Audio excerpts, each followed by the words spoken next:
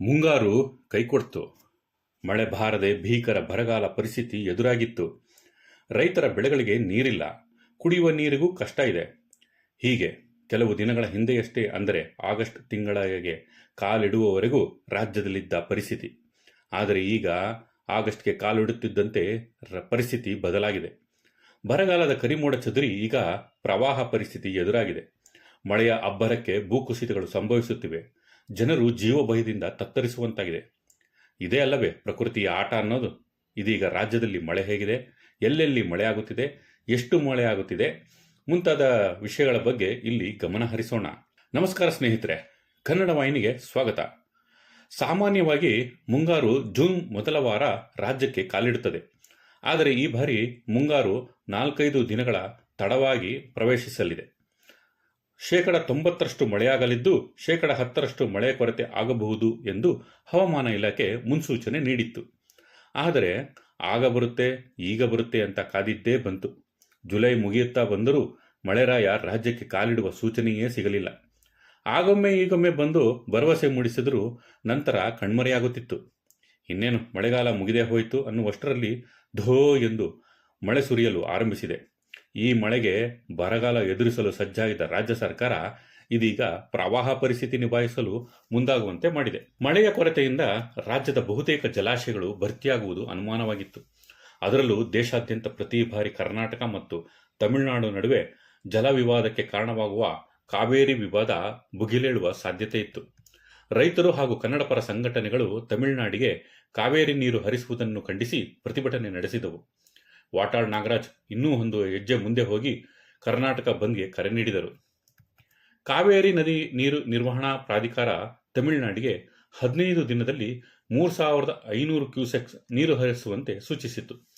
ತಮಿಳುನಾಡು ಸರ್ಕಾರ ಸಂಕಷ್ಟ ಸೂತ್ರದ ಅನ್ವಯವೇ ಪ್ರತಿದಿನ 9,000 ಕ್ಯೂಸೆಕ್ಸ್ ನೀರು ಬಿಡಲು ಪಟ್ಟು ಹಿಡಿದಿದ್ದರೂ ಕಾವೇರಿ ಜಲನಯನ ಪ್ರದೇಶದಲ್ಲಿನ ಜಲಾಶಯಗಳ ಹೀನಾಯ ಸ್ಥಿತಿ ಕಂಡು 3,500 ಕ್ಯೂಸೆಕ್ ನೀರು ಬಿಡಲು ಸೂಚಿಸಿತ್ತು. ಕೆಆರ್ಎಸ್ ಜಲಾಶಯದಲ್ಲಿ ಡೆಡ್ ಸ್ಟೋರೇಜ್ ಬಿಟ್ಟರೆ ಕೇವಲ 2 ಅಡಿ ಮಾತ್ರ ನೀರು ಸಂಗ್ರಹವಿತ್ತು. ನೀರು ಬಿಟ್ಟರೆ ಬೆಂಗಳೂರು, ಮಂಡ್ಯ, ರಾಮನಗರ ಸೇರಿದಂತೆ ಹಲವು ನಗರಗಳಲ್ಲಿ ಕುಡಿಯಲು ನೀರಿಗೆ ಬರ ಉಂಟಾಗುವ ಭೀತಿ ಎದುರಾಗಿತ್ತು. ಆಗಸ್ಟ್ಗೆ ಕಾಲಿಡುತ್ತಿದ್ದಂತೆ ರಾಜ್ಯದ ಚಿತ್ರಣವೇ ಬದಲಾಗಿದೆ. 3,500 ಕ್ಯೂಸೆಕ್ಸ್ ನೀರು ಬಿಡುವ ಬಗ್ಗೆ ಆಗಸ್ಟ್ 2ರಂದು ಭಾನುವಾರ ಸಿಎಂ ಡಿಕೆ ಶಿವಕುಮಾರ್ ಸರ್ವಪಕ್ಷ ಸಭೆ ಕರೆದು ತೀರ್ಮಾನಿಸಬೇಕಿತ್ತು. ಆದರೆ ಆಗಸ್ಟ್ 1ರಂದು ಕೇರಳ ಗಡಿಯಲ್ಲಿ ಹಾಗೂ ಮಡಿಕೇರಿ, ಚಿಕ್ಕಮಗಳೂರು ಸೇರಿದಂತೆ ಮಲೆನಾಡು ಭಾಗದಲ್ಲಿ ಭಾರೀ ಮಳೆಯಾಗಿದ್ದರಿಂದ ಭಾಗಮಂಡಲದಲ್ಲಿ ಪ್ರವಾಹ ಪರಿಸ್ಥಿತಿ ನಿರ್ಮಾಣವಾಯಿತು. ಒಂದೇ ದಿನದಲ್ಲಿ ಕಬಿನಿ, ಹಾರಂಗಿ ಮತ್ತು ಹೇಮಾವತಿ ನದಿಗಳು ತುಂಬಿ ಹರಿಯತೊಡಗಿದವು. 3,500 ಕ್ಯೂಸೆಕ್ ಬದಲು ತಮಿಳುನಾಡಿಗೆ 12,000 ಕ್ಯೂಸೆಕ್ ನೀರು ಹರಿದು ಹೋಗಲು ಆರಂಭಿಸಿತು. ಆಗಸ್ಟ್ 2ರ ವೇಳೆಗೆ ಕೆಆರ್ಎಸ್ ನೀರಿನ ಸಂಗ್ರಹ 100 ಅಡಿ ದಾಟಿತ್ತು. ಸರ್ವಪಕ್ಷ ಸಭೆ ನಡೆಯುವ ವೇಳೆಗೆ ತಮಿಳುನಾಡಿಗೆ ಕಾವೇರಿ ನೀರು 25,000 ಕ್ಯೂಸೆಕ್ಸ್ನಷ್ಟು ಹರಿಯತೊಡಗಿತು. ಇದರಿಂದ ಬೀಸದೊಣ್ಣೆಯಿಂದ ತಪ್ಪಿಸಿಕೊಂಡಂತೆ ಮಳೆರಾಯ ಎರಡೂ ರಾಜ್ಯಗಳ ಜಲವಿವಾದಕ್ಕೆ ತೆರೆ ಎಳೆಯಿತು. ಇನ್ನು ತುಂಗಾ ಅಣೆಕಟ್ಟು ಭರ್ತಿಯಾಗಿದ್ದೂ ಅಲ್ಲದೆ ಅಪಾಯ ಮಟ್ಟ ಮೀರಿ ಹರಿಯತೊಡಗಿದೆ. ಸುಮಾರು 92,000 ಕ್ಯೂಸೆಕ್ ನೀರು ಹೊರಗೆ ಬಿಡಲಾಗುತ್ತಿದೆ. ಕಾಳಿ, ನೇತ್ರಾವತಿ, ಕೃಷ್ಣಾ ಸೇರಿದಂತೆ ಹಲವು ನದಿಗಳು ತುಂಬಿ ಹರಿಯುತ್ತಿದ್ದು ಯಾದಗಿರಿ ಮುಂತಾದ ಜಿಲ್ಲೆಗಳಲ್ಲಿ ಪ್ರವಾಹ ಪರಿಸ್ಥಿತಿ ನಿರ್ಮಾಣವಾಗಿದೆ. ಇನ್ನು ಶಿವಮೊಗ್ಗದಲ್ಲಿ ಮಳೆ ಅಬ್ಬರಕ್ಕೆ ಭೂಕುಸಿತ ಉಂಟಾಗಿದ್ದು ಕೂಲಿಗೆ ಎಂದು ಬಂದಿದ್ದ ಕುಟುಂಬವೊಂದು ಭೂಕುಸಿತಕ್ಕೆ ಬಲಿಯಾಗಿದೆ.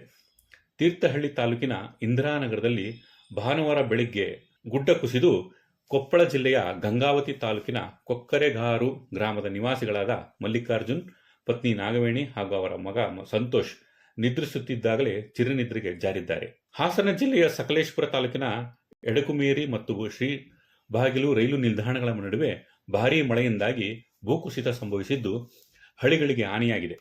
ಬೆಂಗಳೂರು, ಮಂಗಳೂರು, ಕಾರವಾರ, ಕೋಯಿಕೋಡ್, ಮುರುಡೇಶ್ವರ ಮತ್ತು ವಿಜಯಪುರಕ್ಕೆ ಸಂಪರ್ಕಿಸುವ 7 ರೈಲು ಸೇವೆಗಳನ್ನು ಸ್ಥಗಿತಗೊಳಿಸಲಾಗಿದೆ. ಹಳಿಗಳ ಮೇಲೆ ಮಣ್ಣು ಮತ್ತು ಬಂಡೆಗಳು ಬಿದ್ದ ನಂತರ ಪ್ರಯಾಣಿಕರು ಪರ್ಯಾಯ ಪ್ರಯಾಣ ವ್ಯವಸ್ಥೆ ಮಾಡಿಕೊಳ್ಳುವಂತೆ ರೈಲ್ವೆ ಅಧಿಕಾರಿಗಳು ಸೂಚಿಸಿದ್ದಾರೆ.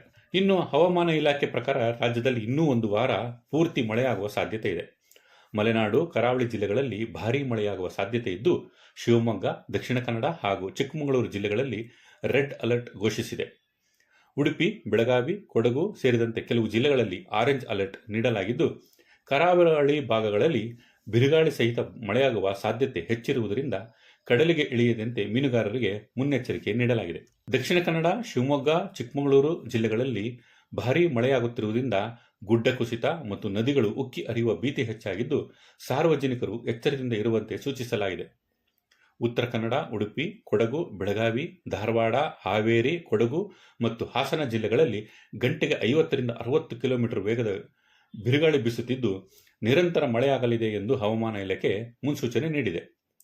ಇನ್ನು ಬೆಂಗಳೂರು ನಗರ, ಬೆಂಗಳೂರು ಗ್ರಾಮಾಂತರ, ಬೆಂಗಳೂರು ದಕ್ಷಿಣ, ಮೈಸೂರು, ಮಂಡ್ಯ, ಚಿಕ್ಕಬಳ್ಳಾಪುರ, ತುಮಕೂರು, ಕೋಲಾರ, ಬಳ್ಳಾರಿ, ಚಾಮರಾಜನಗರ, ಚಿತ್ರದುರ್ಗ, ದಾವಣಗೆರೆ, ವಿಜಯನಗರ, ಬಾಗಲಕೋಟೆ, ಬೀದರ್, ಗದಗ, ಕಲಬುರಗಿ, ಕೊಪ್ಪಳ, ರಾಯಚೂರು, ವಿಜಯಪುರ, ಯಾದಗಿರಿ ಜಿಲ್ಲೆಗಳಲ್ಲಿ ಹವಾಮಾನ ಇಲಾಖೆ ಯೆಲ್ಲೋ ಅಲರ್ಟ್ ಘೋಷಿಸಿದೆ. ಕರಾವಳಿ ತೀರದಲ್ಲಿ ಗಂಟೆಗೆ 40ರಿಂದ 50 ಕಿಲೋಮೀಟರ್ ವೇಗದ ಬಿರುಗಾಳಿ ಬೀಸುತ್ತಿದ್ದು, ಈ ಸಂದರ್ಭದಲ್ಲಿ ಸಮುದ್ರದ ಅಲೆಗಳ ತೀವ್ರತೆ ಹೆಚ್ಚಾಗಲಿದೆ. ಇದರಿಂದ ಮೀನುಗಾರರು ಕಡಲಿಗೆ ಇಳಿಯದಂತೆ ಕಟ್ಟುನಿಟ್ಟಿನ ಆದೇಶ ನೀಡಲಾಗಿದೆ.